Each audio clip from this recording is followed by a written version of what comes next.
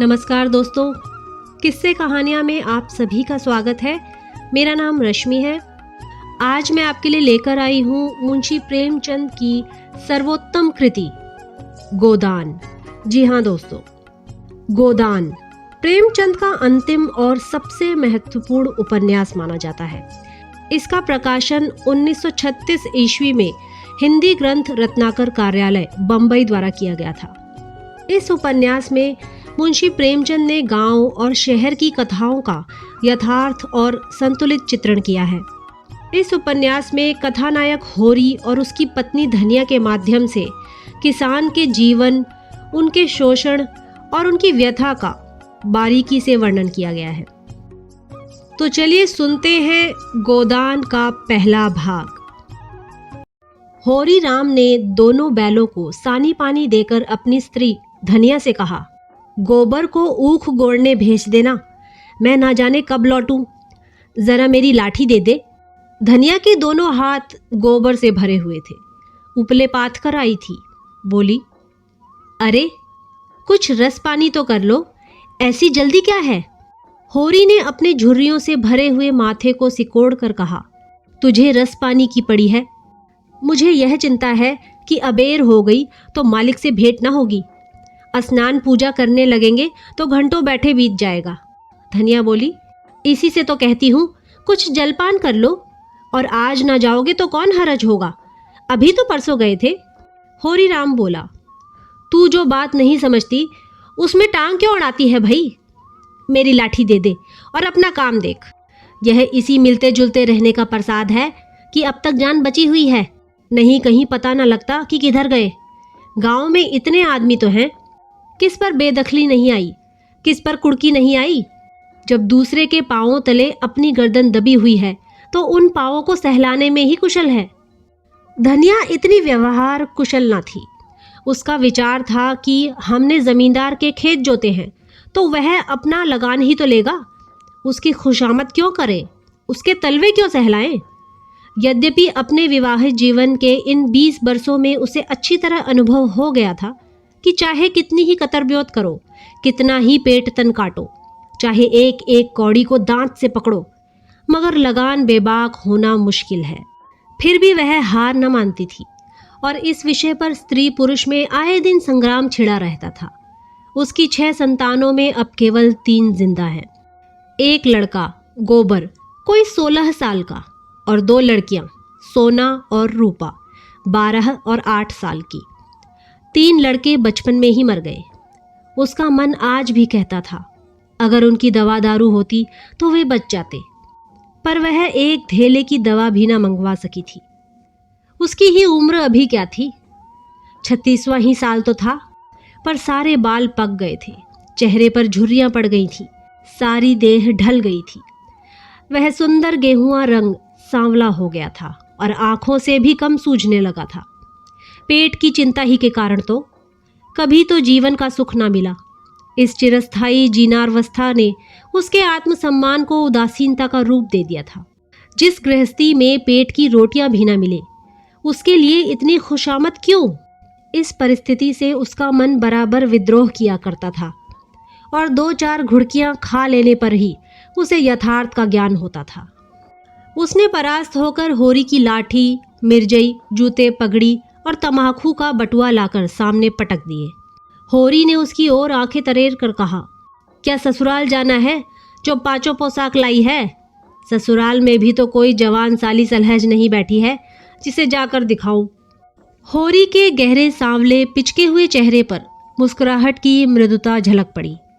धनिया ने लजाते हुए कहा, ऐसे ही तो बड़े सजीले जवान हो कि साली सलहजें तुम्हें देखकर रीझ जाएंगी। होरी ने फटी हुई मिर्जई को बड़ी सावधानी से तह करके खाट पर रखते हुए कहा, तो क्या तू समझती है मैं बूढ़ा हो गया। अभी तो 40 भी नहीं हुए, मर्द 60 पर पाठे होते हैं। धनिया बोली, जाकर शीशे में मुंह देखो, तुम जैसे मर्द 60 पर पाठे नहीं होते। दूध घी अंजन लगाने तक को तो मिलता नहीं, पाठे होंगे।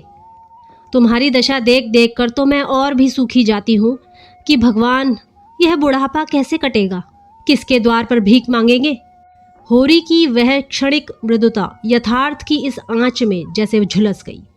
लकड़ी संभालता हुआ बोला, 60 तक पहुंचने की नौबत ना आने पाएगी धनिया, इसके पहले ही चल देंगे। धनिया ने तिरस्कार करते हुए कहा, अच्छा रहने दो, मत अशुभ मुंह से निकालो। तुमसे कोई अच्छी बात भी कहे तो लगते हो कोसने। होरी लाठी कंधे पर रखकर घर से निकला तो धनिया द्वार पर खड़ी उसे देर तक देखती रही। उसके इन निराशा भरे शब्दों ने धनिया के चोट खाए हुए हृदय में आतंकमय कंपन सा डाल दिया था। वह जैसे अपने नारीत्व के संपूर्ण तप और व्रत से अपने पति को अभयदान दे रही थी। उसके अंतःकरण से जैसे आशीर्वादों का व्यूह सा निकलकर होरी को अपने अंदर छिपाए लेता था।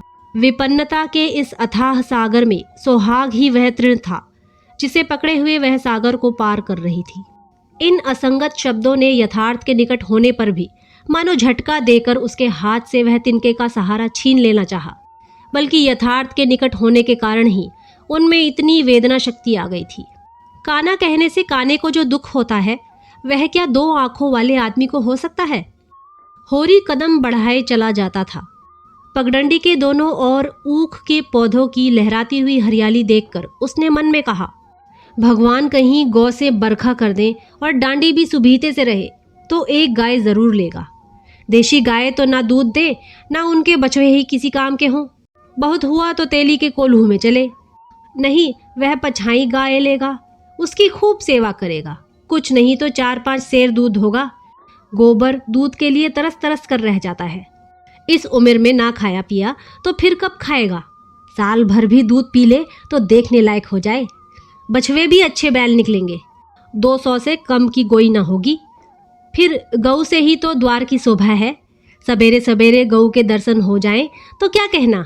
ना जाने कब यह साध पूरी होगी, कब वह शुभ दिन आएगा। हर एक गृहस्थ की भांति होरी के मन में भी गऊ की लालसा चिरकाल से संचित चली आती थी। यही उसके जीवन का सबसे बड़ा स्वप्न, सबसे बड़ी साध थी। बैंक सूद से चैन करने या जमीन खरीदने या महल बनवाने की विशाल आकांक्षाएं उसके नन्हे से हृदय में कैसे समाती। जेठ का सूर्य आमों के झुरमुट में से निकलकर आकाश पर छाई हुई लालिमा को अपने रजत प्रताप से तेज प्रदान करता हुआ ऊपर चढ़ रहा था और हवा में गमीर आने लगी थी। दोनों ओर खेतों में काम करने वाले किसान उसे देखकर राम राम करते और सम्मान भाव से चिलम पीने का निमंत्रण देते थे। पर होरी को इतना अवकाश कहाँ था। उसके अंदर बैठी हुई सम्मान लालसा ऐसा आदर पाकर उसके सूखे मुख पर गर्व की झलक पैदा कर रही थी। मालिकों से मिलते जुलते रहने ही का तो यह प्रसाद है कि सब उसका आदर करते हैं, नहीं उसे कौन पूछता। 5 पीखे के किसान की बिसात ही क्या। यह कम आदर नहीं है कि 3-3, 4-4 हल वाले महतो भी उसके सामने सिर झुकाते हैं। अब वह खेतों के बीच की पगडंडी छोड़कर एक खलेटी में आ गया था, जहां बरसात में पानी भर जाने के कारण तरी रहती थी और जेठ में कुछ हरियाली नजर आती थी। आसपास के गांवों की गौएं यहाँ चरने आया करती थी। उस समय में भी यहाँ की हवा में कुछ ताजगी और ठंडक थी। होरी ने 2-3 सांसें जोर से ली। उसके जी में आया कुछ देर यहीं बैठ जाए। दिन भर तो लू लपट में मरना है ही। कई किसान इस गड्ढे का पट्टा लिखाने को तैयार थे, अच्छी रकम देते थे, पर ईश्वर भला करे राय साहब का कि उन्होंने साफ कह दिया, यह जमीन जानवरों की चराई के लिए छोड़ दी गई है और किसी दाम पर भी ना उठाई जाएगी। कोई स्वार्थी जमींदार होता तो कहता, गायें जाएं भाड़ में, हमें रुपए मिलते हैं, क्यों छोड़े। पर राय साहब अभी तक पुरानी मर्यादा निभाते आते हैं। जो मालिक प्रजा को ना पाले वह भी कोई आदमी है। सहसा उसने देखा, भोला अपनी गायें लिए इसी तरफ चला आ रहा है। भोला इसी गांव से मिले हुए पूर्वे का ग्वाला था और दूध मक्खन का व्यवसाय करता था। अच्छा दाम मिल जाने पर कभी कभी किसानों के हाथ गायें बेच भी देता था। होरी का मन उन गायों को देखकर ललचा गया। अगर भोला वह आगे वाली गाय उसे दे तो क्या कहना, रुपए आगे पीछे देता रहेगा। वह जानता था घर में रुपए नहीं है, अभी तक लगान नहीं चुकाया जा सका।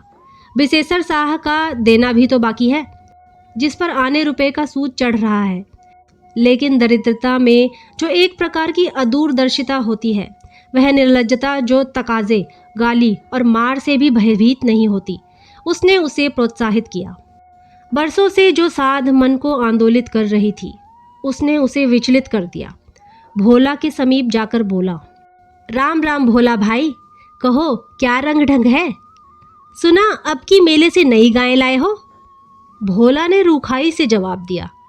होरी के मन की बात उसने ताड़ ली थी। हाँ, 2 बछिए और 2 गाय लाया। पहले वाली गाय सब सूख गई थी, बंधी पर दूध ना पहुंचे तो गुजर कैसे हो? होरी ने आने वाली गाय के पुट्ठे पर हाथ रखकर कहा। दुधार तो मालूम होती है, कितने में ली? भोला ने शान जमाई। अब की बाजार बड़ा तेज रहा महतो, इसके 80 रुपए देने पड़े। आंखें निकल गईं। 30-30 रुपए तो दोनों कलोरों के दिए। तिस पर गाहक रुपए का 8 सेर दूध मांगता है। बड़ा भारी कलेजा है तुम लोगों का भाई, लेकिन फिर लाए भी तो वह माल कि यहाँ 10-5 गांवों में तो किसी के पास निकलेगी नहीं।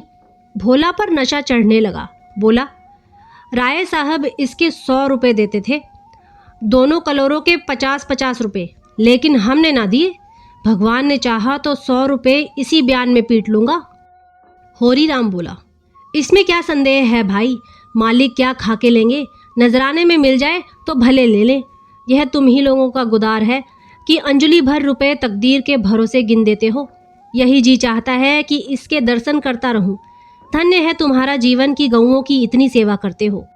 हमें तो गाय का गोबर भी मयस्सर नहीं। गिरस्त के घर में एक गाय भी ना हो तो कितनी लज्जा की बात है। साल के साल बीत जाते हैं, गोरस के दर्शन नहीं होते। घरवाली बार बार कहती है, भोला भैया से क्यों नहीं कहते? मैं कह देता हूँ, कभी मिलेंगे तो कहूँगा। तुम्हारे स्वभाव से बड़ी प्रसन्न रहती है। कहती है, ऐसा मर्द ही नहीं देखा कि जब बातें करेंगे नीची आंखें करके, कभी सिर नहीं उठाते। भोला पर जो नशा चढ़ रहा था उसे इस भरपूर प्याले ने और गहरा कर दिया। बोला, भला आदमी वही है जो दूसरों की बहू बेटी को अपनी बहू बेटी समझे। जो दुष्ट किसी मेहरिया की ओर ताके उसे गोली मार देनी चाहिए। होरी राम बोला, यह तुमने लाख रुपए की बात कह दी भाई। बस सज्जन वही जो दूसरों की आबरू को अपनी आबरू समझे। भोला बोला, जिस तरह मर्द के मर जाने से औरत अनाथ हो जाती है, उसी तरह औरत के मर जाने से मर्द के हाथ पांव टूट जाते हैं। मेरा तो घर उजड़ गया महतो, कोई एक लोटा पानी देने वाला भी नहीं। गत वर्ष भोला की स्त्री लू लग जाने से मर गई थी।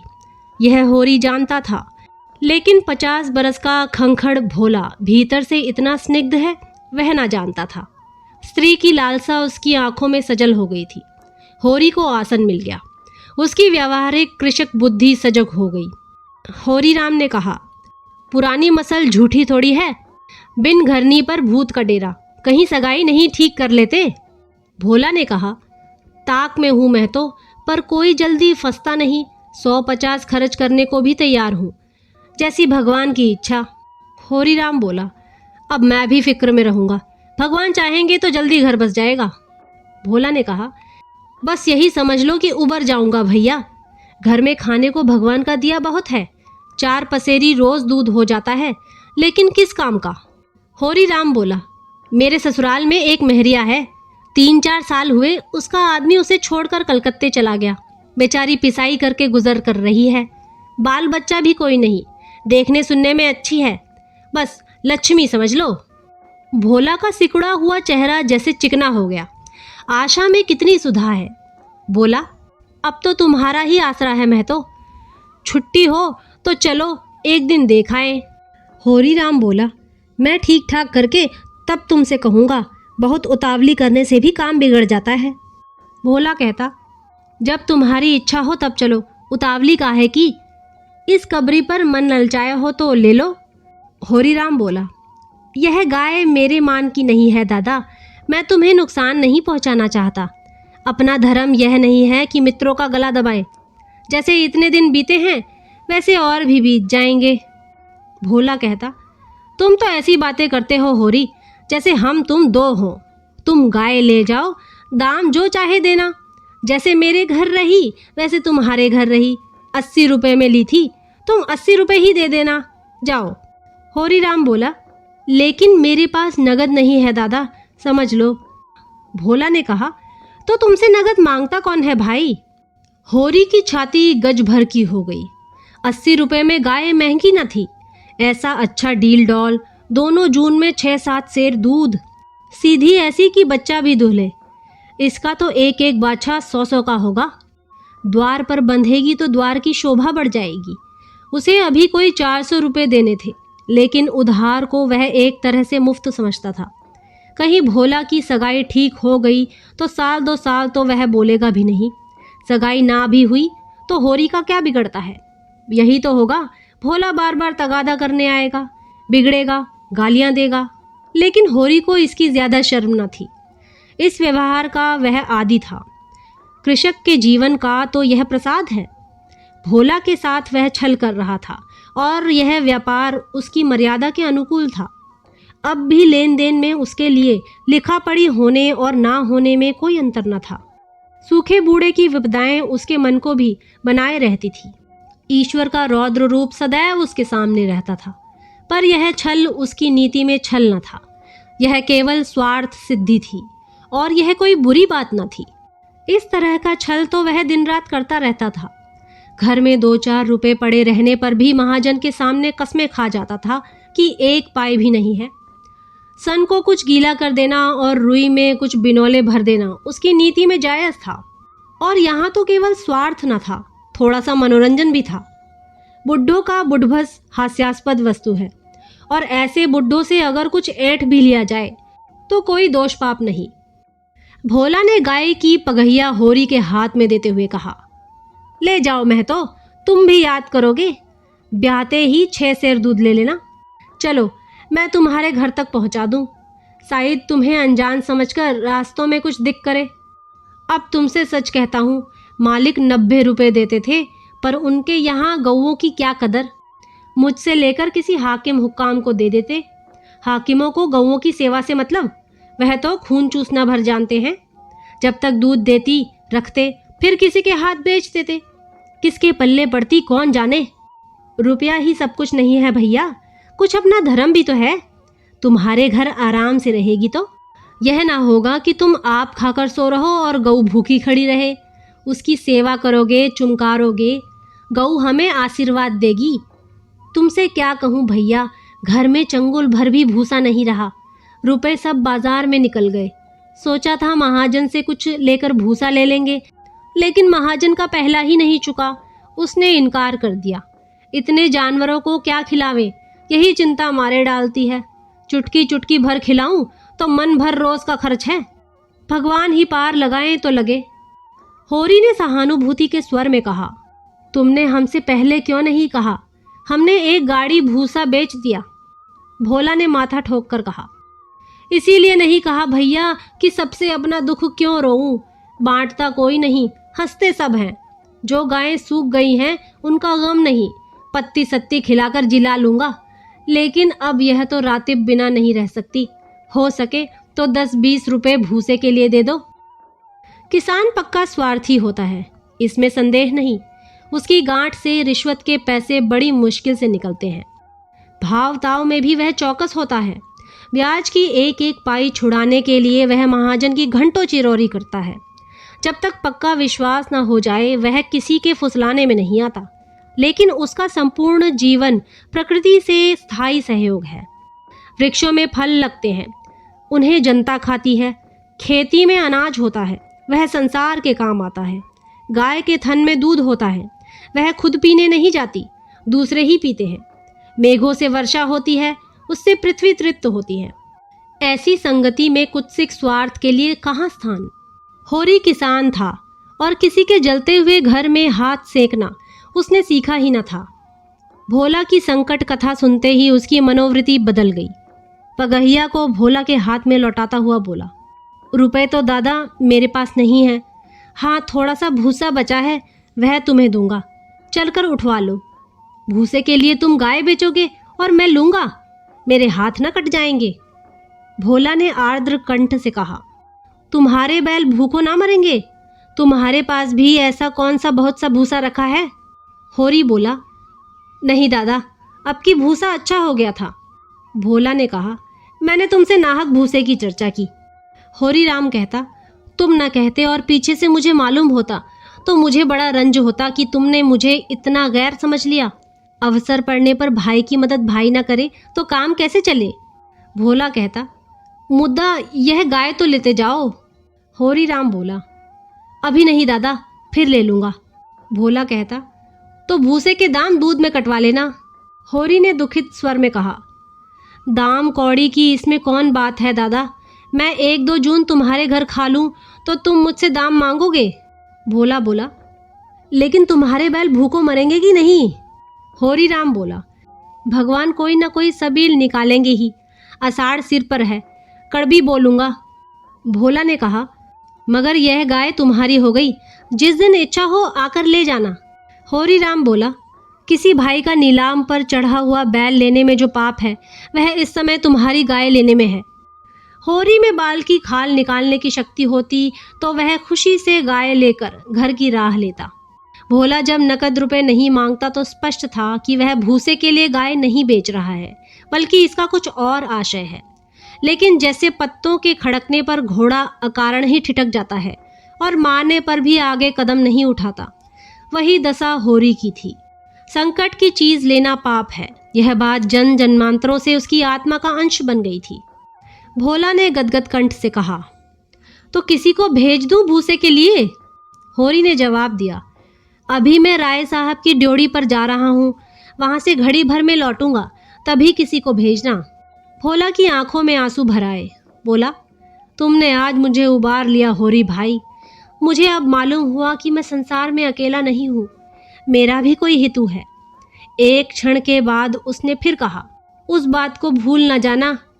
होरी आगे बढ़ा तो उसका चित्त प्रसन्न था। मन में एक विचित्र स्फूर्ति हो रही थी।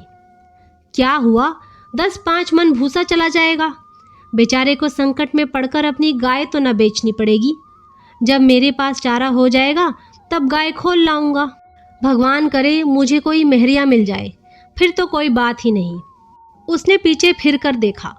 कबरी गाय पूंछ से मक्खियां उड़ाती, सिर हिलाती, मस्तानी मंद गति से झूमती चली जाती थी, जैसे बांदियों के बीच में कोई रानी हो। कैसा शुभ होगा वह दिन जब यह कामधेनु उसके द्वार पर बंधेगी। सेमरी और बेलारी दोनों अवध प्रांत के गांव हैं। जिले का नाम बताने की कोई ज़रूरत नहीं। होरी बेलारी में रहता है, राय साहब अमरपाल सिंह सेमरी में। दोनों गांवों में केवल 5 मील का अंतर है। पिछले सत्याग्रह संग्राम में राय साहब ने बड़ा यश कमाया था। काउंसिल की मेंबरी छोड़कर जेल चले गए थे। तब से उनके इलाके के असामियों को उनसे बड़ी श्रद्धा हो गई थी। यह नहीं कि उनके इलाके में असामियों के साथ कोई खास रियायत की जाती हो या डांड और बेगार की कड़ाई कुछ कम हो, मगर यह सारी बदनामी मुख्तारों के सिर जाती थी। राय साहब की कीर्ति पर कोई कलंक न लग सकता था। वह बेचारे भी तो उसी व्यवस्था के गुलाम थे।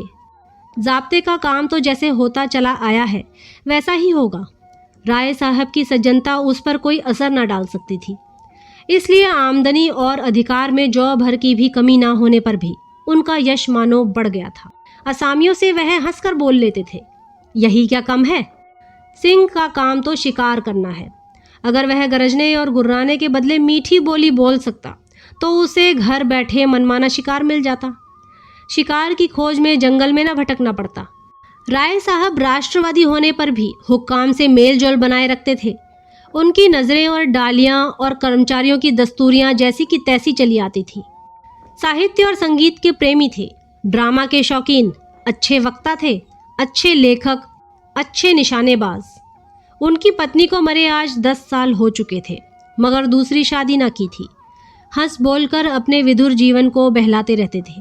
होरी ड्योढ़ी पर पहुंचा तो देखा जेठ के दशहरे के अवसर पर होने वाले धनुष यज्ञ की बड़ी जोरों से तैयारियां हो रही हैं। कहीं रंगमंच बन रहा था, कहीं मंडप, कहीं मेहमानों का आतिथ्य गृह, कहीं दुकानदारों के लिए दुकानें। धूप तेज हो गई थी, पर राय साहब खुद काम करने में लगे हुए थे। अपने पिता से संपत्ति के साथ साथ उन्होंने राम की भक्ति भी पाई थी और धनुष यज्ञ को नाटक का रूप देकर उसे शिष्ट मनोरंजन का साधन बना दिया था। इस अवसर पर उनके यार दोस्त, हाकिम हुक्काम सभी निमंत्रित होते थे और 2-3 दिन इलाके में बड़ी चहल पहल रहती थी। राय साहब का परिवार बहुत विशाल था। कोई 150 सरदार एक साथ भोजन करते थे। कई चचा थे, दर्जनों चचेरे भाई, कई सगे भाई, बीसियों नाते के भाई। एक चचा साहब राधा के अनन्य उपासक थे और बराबर वृंदावन में रहते थे। भक्ति रस के कितने ही कविता रच डाले थे और समय समय पर उन्हें छपवाकर दोस्तों को भेंट कर देते थे। एक दूसरे चचा थे जो राम के परम भक्त थे और फारसी भाषा में रामायण का अनुवाद कर रहे थे। रियायत से सबके वसीके बंधे हुए थे, किसी को कोई काम करने की जरूरत न थी। तो ये था गोदान का पहला भाग। दूसरे भाग में आपसे मुलाकात होगी, तब तक के लिए नमस्कार।